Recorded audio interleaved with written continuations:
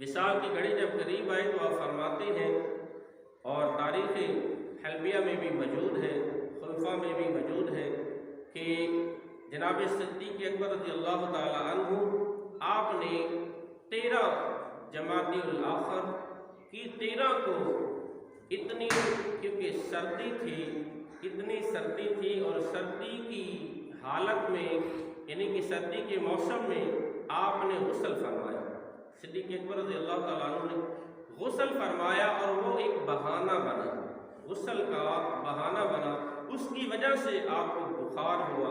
जब बीमार हो गए तो गैब का इल्म भी आप जानते थे, ये इल्म हो गया कि अब जो मुझे बुखार हुआ है, ये इस बुखार की वजह जो है वो आका दो आलम सल्लल्लाहु अलैहि वसल्लम से जा मिलना है। दिल ही दिल में ये बातें आप जब सोचने लगे तो रात जब हुई तो रात में जब सो गए, रात में जब सो गए तो सोने की हालत में आका दो आलम सल्लल्लाहु अलैहि वसल्लम का दीदार हुआ। अल्लाह के नबी का जब दीदार हुआ तो सिद्दीक़ अकबर रज़ियल्लाहु ताला अन्हु आप अर्ज़ करते हैं कि आका दो आलम सल्लल्लाहु अलैहि वसल्लम फरमा रहे हैं, ऐ मेरे यार सिद्दीक़, ऐ मेरे यार सिद्दीक़, ये बता कि मेरे मिलने का अभी तक वक़्त क्यों नहीं आया। ऐसी बात यार की बात है। आका दो आलम सल्लल्लाहु अलैहि वसल्लम फरमा रहे हैं, ऐ मेरे यार सिद्दीक़, ये बता कि अभी हमारे मिलने का वक़्त क्यों नहीं आया।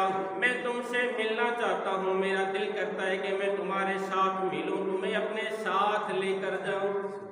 जब ख्वाब में ये दीदार हुआ तो सिद्दीक़ अकबर रज़ियल्लाहु ताला अन्हु रोने लगे, आप रोने लगे और अर्ज़ करने लगे, आपको मिलने का मेरा भी दिल बड़ा करता है कि मैं मिलूं, पर ये मैं अमीरुल मोमिनीन हूँ, मुझे आपने अमीरुल मोमिनीन बनाया है। ये अमीरुल मोमिनीन आपकी उम्मत का क्या बनेगा, आपकी उम्मत का क्या क्या बनेगा, और मेरे बाद जो आने वाला अमीरुल मोमिनीन होगा वो कौन होगा। ख्वाब में यही सारे फैसले किए जा रहे हैं। तो आका दो आलम सल्लल्लाहु अलैहि वसल्लम फरमा रहे हैं, ऐ मेरे अबू बकर, तेरे बाद जो अमीरुल मोमिनीन होगा, मैं मोहम्मद ऐलान करता हूँ कि तेरे बाद जो अमीरुल मोमिनीन होगा वो उमर होगा, वो उमर होगा। उमर को अमीरुल मोमिनीन बना देना, और उमर जब अमीरुल मोमिनीन बन जाए तो तू मेरे पास आ जाना। रात को जब ख्वाब देखा तो इतने रोए, ख्वाब की हालत में, नींद की हालत में इतने रोए। उलमा फरमाते हैं कि आप इतने रोए, रोने की आवाज़ से घर वाले सारे रो पड़े। रोने की आवाज़ ऐसी दर्दनाक आवाज़ आई कि सारे घर वाले रोने लगे।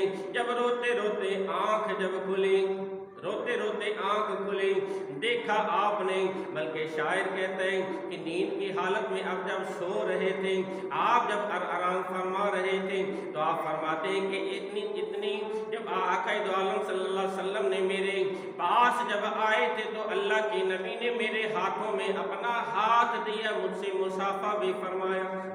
फरमाते हैं कि जब मैं उठा, मेरी जब आँख खुली तो देखा मेरी आंखों से आंसू जारी हैं, और मैंने जब अपने हाथ को देखा तो हाथ से खुशबुएं आ रही हैं, हाथ से खुशबुएं आ रही हैं। आप फरमाने लगे, जब आपको ये इल्म हो गया कि अब मेरे जाने का वक़्त करीब आ गया, अब मेरे जाने का वक़्त करीब आ गया, तो सबसे पहले आपने उम्मुल मोमिनीन हज़रत आयशा सिद्दीक़ा रज़ियल्लाहु ताला अन्हुमा को बुलाया, अपनी बेटी को बुलाया। बेटी को जब बुलाया तो बेटी से कहने लगे कि ऐ मेरी बेटी, मैं तुम्हें कुछ वसीयत नहीं करने जा रहा हूँ, इसे गौर से सुन ले। जब वसीयत का नाम सुना उम्मुल मोमिनीन ने तो आप परेशान हुई, और दिल ही दिल में डर पैदा होने लगा कि ये वसीयतें जो आप फरमा रहे हैं बाबा, इसका मतलब ये है कि आपके जाने का वक़्त करीब आ रहा है, वक़्त करीब आ रहा है। तो आपने फरमाया कि बेटी, मेरी चंद वसीयतें हैं, उन्हें सुन ले। तो अर्ज़ करने लगी, बेटी ने अर्ज़ की, बाबा कौन सी वसीयतें हैं। तो आपने फरमाया कि जान ले कि मैं अमीरुल मोमिनीन था और मेरा वक़्त बड़ा ही प्यारा गुजरा, ज़िंदगी का जो वक़्त गुज़रा है बहुत ही प्यारा और अच्छा वक़्त गुज़रा है। अल्लाह के नबी ने मुझे अमीरुल मोमिनीन बनाया और अपने मुसल्ले पर खड़ा किया। और आप फरमाते हैं कि उस अमीरुल मोमिनीन बनने में जो माल मुझे दिया गया और उस माल से मैंने एक ऊँटनी खरीद रखी है और एक प्याला भी खरीद रखा है। वो ऊँटनी और जो प्याला है वो मेरी निशानी है और उसे बेचकर ये क्योंकि इस माल में से है जो अमीरुल मोमिनीन था, मैं उस माल में से ये बेचकर ये इसका जो पैसा होगा ये उमर फारूक रज़ी अल्लाह ताला अन्हु को दे देना। अब इससे ये मालूम हुआ कि आपने अगला भी इशारा कर दिया।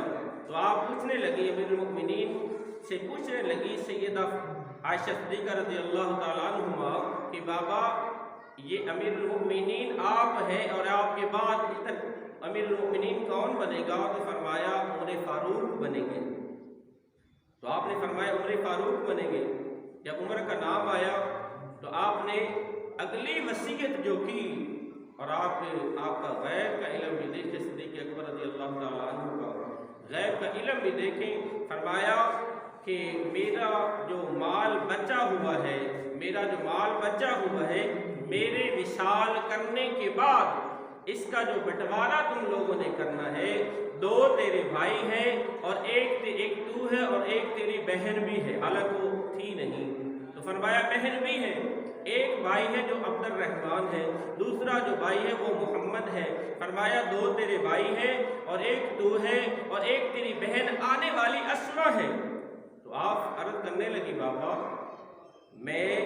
मेरा भाई भी है, रहमान भी है, मोहम्मद भी और मैं आयशा भी हूँ और मेरी बहन वो तो है ही नहीं, वो कहाँ है? तो फरमाया सिद्दीक़ अकबर रज़ी अल्लाह ताला अन्हु, आपने फरमाया कि तेरी जो बहन है वो हबीबा जो मेरी बीवी है, हबीबा खारजी, उनके जिस्म अक़दस से पैदा होगी। हमल उनके जिस्म अक़दस से पैदा होगी, जो पैदा होगी वो लड़की होगी, जो लड़की होगी तो उसका नाम अस्मा रखना। और फरमाया और उसका चौथा जो हिस्सा है वो अस्मा को दे देना।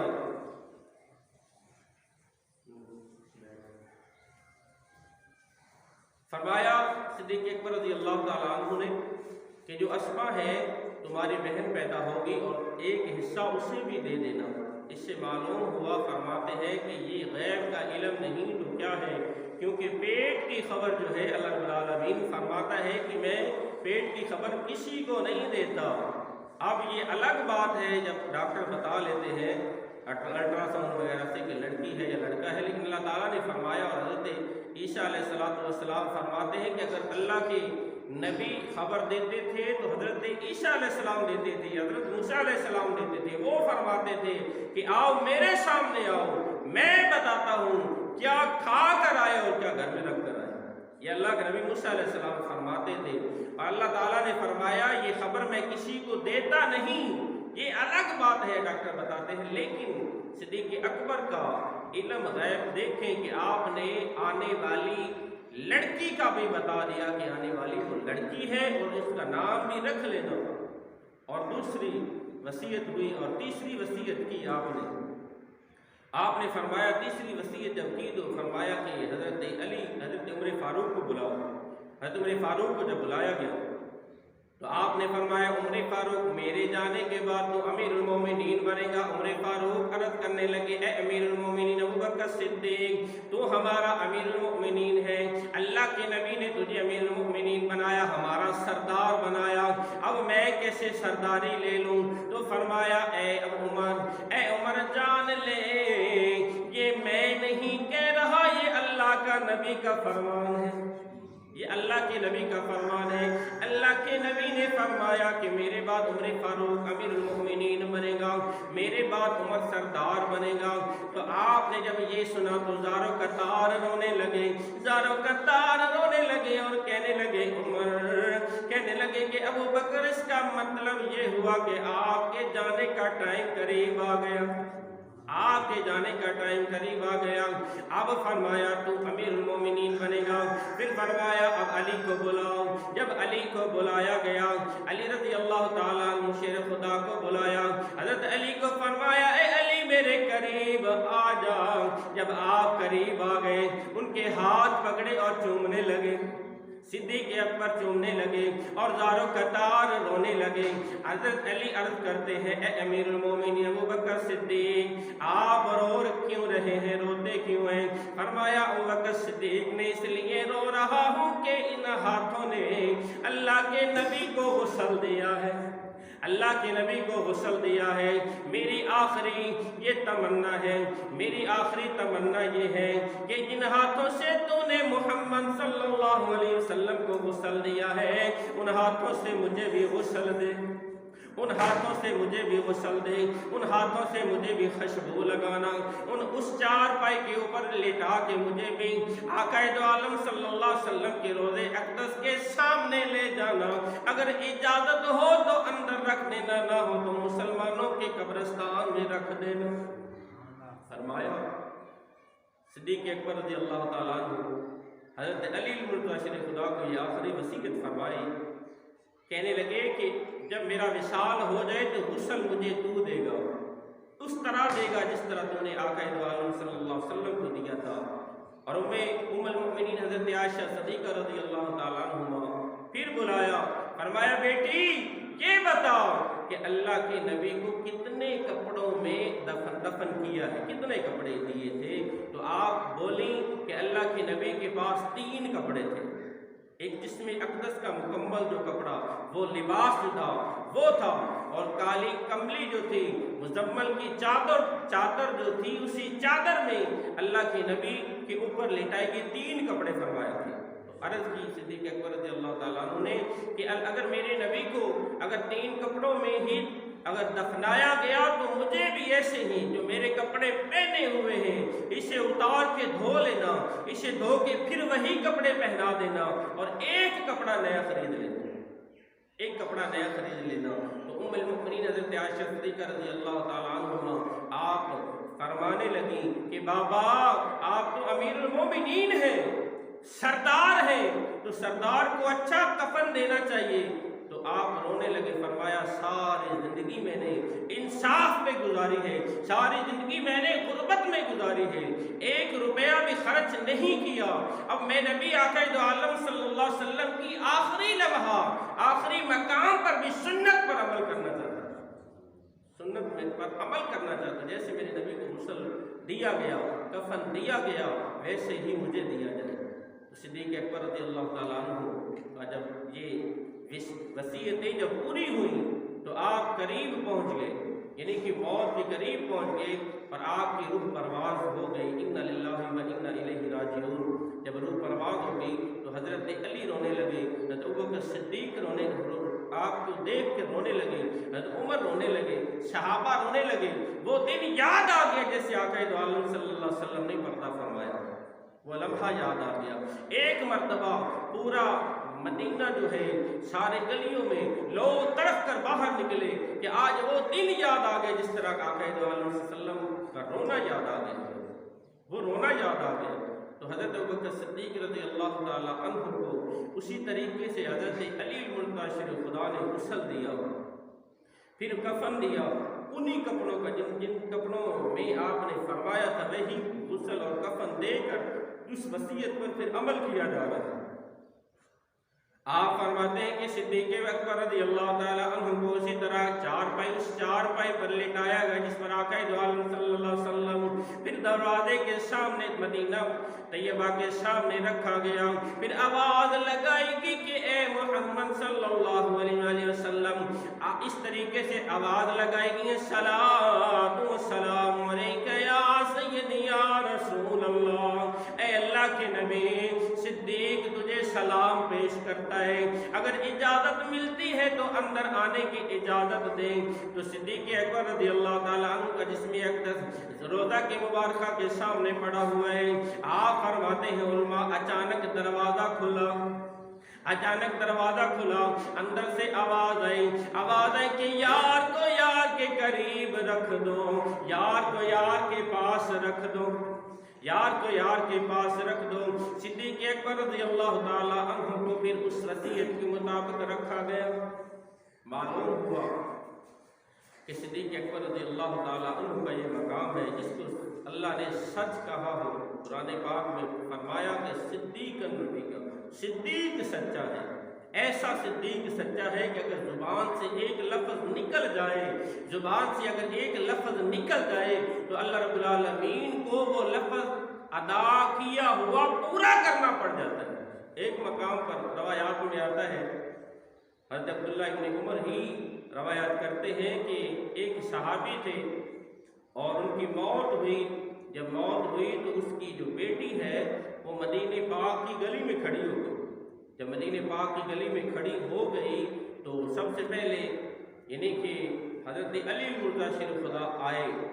जब हज़रत अली आए तो उस बच्ची ने दौड़कर हज़रत अली का दामन पकड़ा और पूछा कि ए अली, ये बता मेरा बाबा कहाँ है?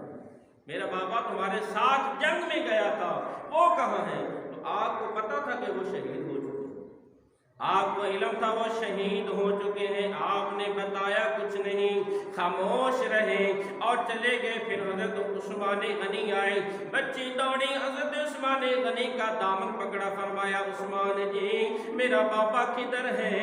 आपको भी इल्म है कि वो शहीद हो चुके हैं। आपने कुछ नहीं बोला, ज़बान से कुछ नहीं बोला, आगे चले गए। थोड़ी देर के बाद और एक सहाबी तशरीफ लाए, उनसे पूछा कि ऐसा रसूल मेरे बाबा किधर हैं? फरमाया कुछ नहीं बोला, खामोश हो गए। फिर आखिरी बार जब हज़रत अबू बकर सिद्दीक़ रज़ियल्लाहु ताला अन्हु आप पीछे तशरीफ ला रहे हैं, लेकिन आपको ये इल्म नहीं कि इस बच्ची का बाबा शहीद हो गया है। जब करीब आए, बच्ची दौड़ के आई, अबू बकर सिद्दीक़ का दामन पकड़ा, फरमाया सिद्दीक़ जी, अबू बकर सिद्दीक़ जी मेरा बाबा किधर है? मेरा बाबा किधर है? जंग पे गया हुआ था, मेरा बाबा नहीं आया। तो आपको इल्म फरमाया तेरा बाबा पीछे आ रहा है, तेरा बाबा पीछे आ रहा है। ये लफ्ज़ मुंह से निकले। अल्लाह रब्बुल आलमीन ने फरमाया जिब्राईल, इज़राईल इसकी रूह वापस ले जाओ, इसकी रूह वापस ले जाओ, उसके जिस्म में जाके डाल दे। तो इज़राईल अलैहिस्सलाम अर्ज़ करने लगे रब्बुल आलमीन आपका कानून बदल जाएगा, कुरान पाक का कानून बदल जाएगा। अल्लाह ताला ने फरमाया कानून बदलता है तो बदल जाए, लेकिन मेरे सिद्दीक़ की ज़ुबान से जो लफ्ज़ निकला पूरा होना चाहिए। फरमाया कानून बदलता है तो बदल जाए, लेकिन मेरे सिद्दीक़ की ज़ुबान से ये निकला कि इसका बाप पीछे आ रहा है। तो फरमाते हैं उलमा कि इज़राइल फ़ौरन रूह लेकर गया और उसके बाप के जिस्म में डाल दी, उसे जिंदा किया और थोड़ी देर के बाद देखा कि उसका बाप भी वहाँ पर मौजूद हो गया, आ गया।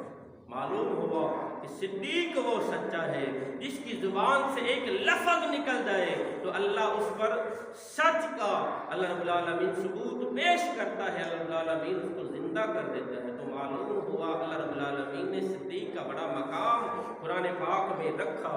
अल्लाह रब्बुल आलमीन क्योंकि आक़ाए दो आलम सल्लल्लाहु अलैहि वसल्लम ने जो वसीयतें की वो ही वसीयतें हज़रत अबू बकर सिद्दीक़ रज़ियल्लाहु ताला अन्हु ने भी की कि कभी नमाज ना छोड़ना, कभी आक़ाए दो आलम सल्लल्लाहु अलैहि वसल्लम का ये पैगाम दिया हुआ ना छोड़ना। तो हमें क्या करना चाहिए? हम अगर अल्लाह के नबी की इस बात पर अगर अमल न करें तो क्योंकि इंसान जो है अल्लाह ने उसे अपनी इबादत के लिए बनाया है। अल्लाह रब्बुल आलमीन जो है अपने महबूब की खातिर इस बंदे को दुनिया में जिस तरीके से भेजा और फिर फरमाया कि तू मेरी इबादत कर, तो हमें इबादत करनी चाहिए, हमें कुरान पढ़ना चाहिए, हमें 5 गाना बाजमात नमाज अदा करनी चाहिए। हमारा दीन जो है, हमारा अकीदा जो है इस तरह मजबूत हो जाए जैसे सहाबा किराम रिज़वानुल्लाह अजमईन का अकीदा था। तो अल्लाह